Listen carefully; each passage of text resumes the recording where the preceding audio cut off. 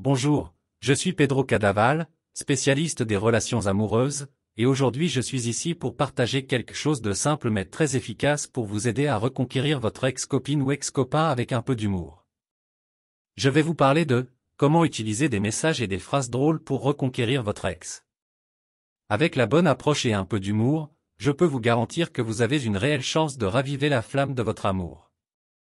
Si vous vous demandez comment l'humour peut être un outil puissant pour reconquérir votre ex, je vous dirai que l'humour a la capacité unique de nous relier aux autres.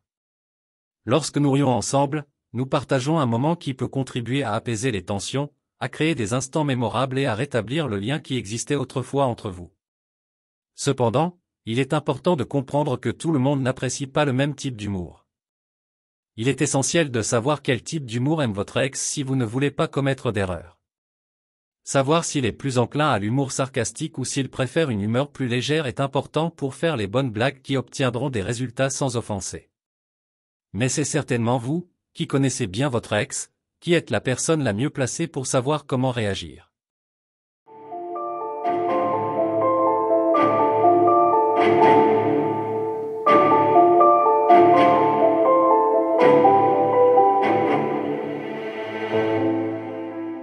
Maintenant, comment créer des phrases drôles?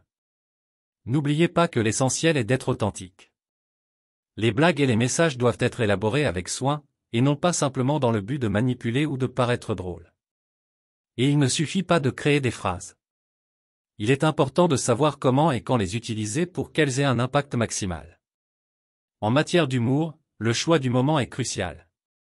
Par exemple, vous ne voulez pas faire une blague juste après une dispute sérieuse. Et bien sûr, il y a des erreurs à éviter. Les messages offensants ou insensibles sont un gros inconvénient.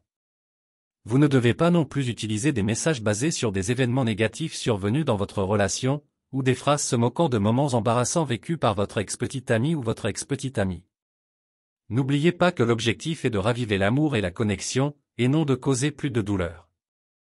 C'est pourquoi les messages concernant la relation doivent être évités, à l'exception de ceux dans lesquels vous, ou les deux, avez passé un moment très drôle. Ce type de plaisanterie est autorisé et même conseillé, car il vous permet de vous remémorer les bons moments que vous avez passés ensemble et contribue à créer un lien émotionnel entre vous deux.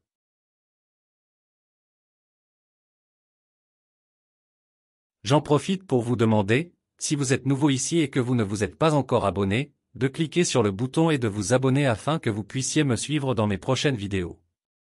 Si vous avez déjà regardé certains de mes autres contenus et que vous les avez appréciés, c'est le moment de vous abonner. Appréciez et donnez-moi aussi un j'aime. Ce sont deux petits gestes qui m'aideront à faire connaître cette chaîne et m'encourageront à créer plus de vidéos qui pourront vous aider. Notez aussi que dans la description et les commentaires, j'ai mis des liens vers d'autres contenus qui peuvent vous aider. Et que vous pouvez aussi participer dans les commentaires avec des questions ou des suggestions.